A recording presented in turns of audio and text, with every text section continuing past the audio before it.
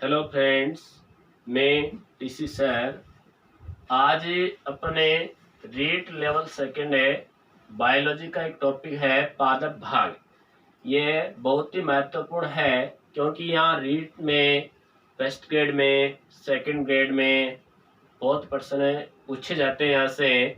जो अभी first grade 2020 में भी यहाँ से प्रश्न आया था और यहाँ से लैब असिस्टेंट में जेट में वहाँ पे भी बहुत प्रश्न पूछे जाते हैं यहाँ से। तो अपने यहाँ पे आज ये टॉपिक पढ़ते हैं। बायोलॉजी का ये टॉपिक है पादप भाग। ठीक है, अपन पादप भाग के ऊपर यहाँ पे विस्तार पूर्वक अध्ययन करेंगे। ठीक है, तो अपन देखते हैं पादप है उसके मुख्य रूप से दो ही भाग होते हैं। पादप है प्लांट, उसके मुख्य रूप से दो ही भाग है। एक तो है कायिक भाग होता है और एक होता है जनन भाग। ठीक है, जिन्हें अपने लैंगिक भाग भी कह सकते हैं। ठीक है, कायिक भाग होते हैं उसके अंतर्गत तो जड़ें, तना और पत्ती आती है। यानी एक तो वह अंग है जो इनकी फिजिकली रूप से जो वृद्धि करते हैं इसकी कायिक भाग, और एक जो जनन के लिए आवश्यक होते हैं वह भाग है। तो उसके अंतर्गत आते हैं पुष्प है, फल है और बीज है। तो यह होते हैं पादपों के मुख्य रूप से तो दो ही भाग हैं, और इन दो भागों के वापिस अपन भाग देखे तो कुल मिलाकर के 6 भाग बन गए। अब यहाँ इन 6 के ऊपर अपन यहाँ पे विस्तार पूर्वक अध्ययन करेंगे। सबसे पहले अपने जड़ के ऊपर चर्चा करते हैं। जड़े या मूल है। जो जड़ है इसका जो विकास होता है वो विकास कहाँ से होता है? तो जड़ का विकास होता है कि जो भ्रूण का मूलांकुर होता है, मूलांकुर से, क्योंकि मूलांकुर से मूल निकलती है, प्रांकुर से पर्व निकलता है जो आगे तना में परिवर्तित होता है। अब उसके बाद देखें तो जो जड़ है वो होती है धने जलानुवर्ती, धने जलानुवर्ती, धने गुरुत्वानुवर्ती और ऋण प्रकाशानुवर्ती होती है। ऋण प्रकाशानुवर्ती होती है। अब देखिए, यानी जो जड़ विकास करेगी या जो वृद्धि करेगी वह जल की दिशा में जाएगी, गुरुत्व बल की दिशा में जाएगी, लेकिन प्रकाश की ऋण प्रकाशानुवर्ती यानी प्रकाश की विपरीत दिशा में वृद्धि करेगी। तो जड़ होती है वह धन गुरुत्वानुवर्ती, धन जलानुवर्ती, ऋण प्रकाशानुवर्ती होती है। अब उसके बाद अपन देखें आगे, जो जड़ या जो मूल है उसके अंतर्गत जो लवक पाया जाता है वह होता है इसमें अवर्णी लवक। ठीक है, अवर्णी लवक होता है, इसमें वर्णी और हरित लवक नहीं होते हैं सामान्यतया। कुछ में यदि जब रूपांतरण हो जाए तो जरूर इसमें हो सकता है। ठीक है, तो अवर्णी लवक है, ये भी 3 प्रकार के होते हैं। एमाइलोप्लास्ट, एरियोप्लास्ट और प्रोटियोप्लास्ट। प्रोटियोप्लास्ट। अब यहाँ पे देखिए, एमाइलोप्लास्ट है और एरियोप्लास्ट, प्रोटियोप्लास्ट कहाँ कहाँ पर पाए जाते हैं। ठीक है, तो एमाइलोप्लास्ट है जड़ का वह भाग है या जड़ की वह कोशिकाएं जो मृदा से कार्बोहाइड्रेट का संचय करती है, उनमें तो एमाइलोप्लास्ट अवर्णी लवक होता है। जो जड़ें फैट का संचय करती है उसमें एरियोप्लास्ट अवर्णी लवक होता है, और जो जड़ें प्रोटीन का संचय करती है उसमें प्रोटियोप्लास्ट होता है। अब उसके बाद आगे अपन देखते हैं कि जो मूल या जो जड़ है उसके ऊपर पतली धागे नुमा संरचनाएं पाई जाती है, उनको अपन कहते हैं मूल रोम। यानी मूल के ऊपर मूल रोम पाए जाते हैं। क्या पाए जाते हैं? मूल रोम पाए जाते हैं। अब बेटा देखिए, मूल रोम क्या होते हैं? मूल रोम है पतले पतले एकोशिकीय संरचनाएं होती है। पतली एकोशिकीय संरचनाएं होती है, ठीक है, उनको ही कहा जाता है मूल रोम। यानी मूल के साइड में धागे नुमा से संरचनाएं निकली रहती है और इस मूल रोम की उत्पत्ति होती है। यानी कहां से ये उत्पन्न होती है? तो इसकी उत्पत्ति होती है बाह्य त्वचा से। जड़ की जो बाह्य त्वचा लेयर होती है, बाह्य त्वचा या एपिडर्मिस,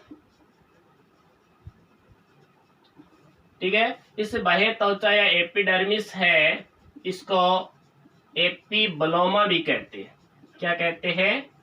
एपिब्लोमा भी कहते हैं। जो अभी फर्स्ट ग्रेड 2020 में ये प्रश्न पूछा गया था एपिब्लोमा के बारे में, तो ये ध्यान में रखना, एपिब्लोमा एपिडर्मिस या बाह्य त्वचा को ही कहते हैं। अब मूल रोम पाए क्यों जाते हैं? भाई क्या काम है वहां पे? तो मूल रोम इसलिए पाए जाते हैं, इनका कार्य है, यह मृदा से जल प्लस खनिज लवण, जल प्लस से जो खनिज लवण होते हैं उनका अवशोषण करेगी और ये आगे सप्लाई करने के लिए जड़ को दे देती है। ठीक है, तो जल प्लस खनिज लवण का अवशोषण करती है। ठीक है, अब उसके बाद अपन देखते हैं कि जो जड़ होती है, जड़ का जो अग्रभाग होता है, जो अपने सबसे अंतिम छोर पर, उस अग्रभाग के ऊपर एक केप नुमा संरचना पाई जाती है, टोपी नुमा, जिनको अपने मूल गोप या रूट केप कहते हैं। ये मूल गोप क्यों पाई जाती है?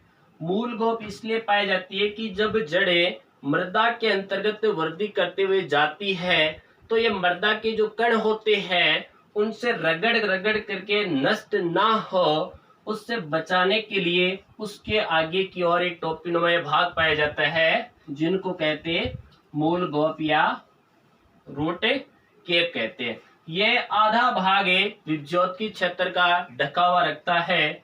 क्या होता है विभज्योत क्षेत्र? अभी देखते हैं, यहाँ के बाद अपन आगे देखते हैं कि जो जड़ है उसे वृद्धि करती है पूरा, तो उसका जो क्षेत्र है वृद्धि करने का, वह पूरा क्षेत्र वर्धन भाग या वर्धन क्षेत्र कहलाता है। और वह वर्धन क्षेत्र 3 प्रकार के होते हैं। तो अपन यहाँ पे इनकी जड़ के जो वर्धन क्षेत्र है उसको देखते हैं। तो वर्धन क्षेत्र में देखिए,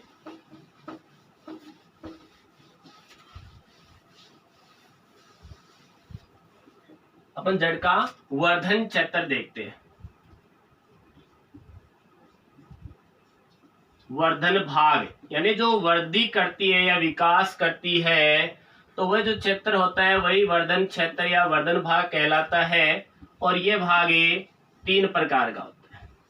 कितने प्रकार का होता है? 3 प्रकार का होता है। एक तो होता है विभज्योत क्षेत्र, एक तो होता है विभज्योत क्षेत्र, एक होता है दीर्घीकरण क्षेत्र, और एक होता है परिपक्वन क्षेत्र। अब देखिए, विभज्योत क्षेत्र का होता है कि जो जड़ है उसका जो सबसे नीचे का जो अग्रभाग होता है वहां पे होता है विभज्योत क्षेत्र। ये 1 मिलीमीटर या कुछ मिलीमीटर का होता है। यहाँ की जो कोशिकाएं होती है पतली होती है, छोटी छोटी कोशिकाएं होती है, जिसका यहाँ पे कार्य होता है बार बार विभाजन करना। ठीक है, इस क्षेत्र की कोशिकाएं बार बार विभाजन करती है। इसके अलावा जो मूल गोप है उसके यदि कोई कोशिका नष्ट हो जाए तो उसकी क्षतिपूर्ति भी विभज्योत क्षेत्र ही करता है। इसका आधा भाग होता है वह मूल गोप से ढका होता है। और इसके ऊपर कुछ मिलीमीटर का दीर्घीकरण क्षेत्र होता है। इसमें क्या होता है और परिपक्वन क्षेत्र में क्या होता है अभी देखते हैं। तो पहले अपने थोड़ी सी विभज्योति क्षेत्र की बात कर देता हूँ। तो विभज्योति क्षेत्र है, यहाँ की जो कोशिकाएं होती है वह पतली होती है, पतली वह छोटी होती है कोशिकाएं, और इन कोशिकाओं में जो सघन जीव द्रव्य पाया जाता है, सघन जीव द्रव्य पाया जाता है। क्या पाया जाता है? सघन जीव द्रव्य। सघन का अर्थ है बहुत ज्यादा जीव द्रव्य पाया जाता है। जीव द्रव्य क्या है? जीव द्रव्य कोशिका के अंदर पाया जाने वाला लिक्विड और कोशिका के जो केंद्रक में पाया जाता है वह लिक्विड है, उन दोनों को एक साथ में अपने जीव द्रव्य कहते हैं। क्योंकि एक साइंटिस्ट था J.E. पुरकिंजे, उन्होंने कोशिका द्रव्य प्लस केंद्रक द्रव्य दोनों को एक नाम दे दिया था, साथ में जीव द्रव्य। तो ये भी प्रश्न यदि पूछ लिया जाए कि जीव द्रव्य शब्द का प्रतिपादन किसने किया, तो J.E. पुरकिंजे ने किया था। तो इस क्षेत्र की जो कोशिकाएं हैं सघन जीव द्रव्य पाया जाता है, और इसका जो कार्य है कोशिकाओं का बार बार विभाजन करना, बार बार विभाजन करना, ठीक है। और विभाजन कब करती है कोशिकाएं? जब कोशिका का केंद्रक द्रव्य सूचकांक परिवर्तित हो जाते हैं तो कोशिकाएं विभाजन करती है, अन्यथा कभी भी विभाजन नहीं करेगी। और जब डीएनए की संख्या केंद्र कोशिका में आरएनए से अधिक हो जाए तो कोशिका समसूत्री विभाजन करती है, और यदि आरएनए की संख्या डीएनए से अधिक हो जाए तो अर्धसूत्री विभाजन करती है। इस क्षेत्र का आधा भाग होता है वह मूल गोप से ढका होता है, और इस क्षेत्र का जो भाग है ये कुछ या 1 मिलीमीटर का होता है। 1 मिलीमीटर तक ही क्या होता है? विभज्योति की क्षेत्र। अब इस क्षेत्र में बनी जो नई कोशिकाएं हैं, उन कोशिकाएं दीर्घीकरण जो क्षेत्र है उसमें वह वृद्धि करती है, वृद्धि करती है, ठीक है। और ये भी कुछ मिलीमीटर का होता है। इस क्षेत्र के ऊपर लास्ट होता है ऊपर परिपक्वन क्षेत्र, ये होता है कुछ मिलीमीटर से लगाकर सेंटीमीटर तक होता है, कुछ मिलीमीटर से सेंटीमीटर तक होता है। और इस क्षेत्र की यदि अपन को पहचान करनी है तो जो जड़ होती है उस पर जहां पर भी आपको मूलरोम दिखाई दे तो मूलरोम इसी क्षेत्र पे मूलरोम इसी क्षेत्र पे होती है, परिपक्वन क्षेत्र पे ही। तो इस क्षेत्र की अपन पहचान कर सकते हैं। विभज्योति क्षेत्र की पहचान करनी हो मूलगोप देख लो, जहाँ पे मूलगोप है विभज्योति है। और दीर्घीकरण की पहचान करनी है, इन दोनों के बीच का जो भाग है वही क्या है? दीर्घीकरण है। तो इस परिपक्वन क्षेत्र में क्या होता है, इस क्षेत्र की पहचान करने के लिए मैंने बताया दिया आपको, वह है जो मूलरोम पाए जाते हैं वो होता है परिपक्वन क्षेत्र। ये कुछ मिलीमीटर से सेंटीमीटर तक होता है।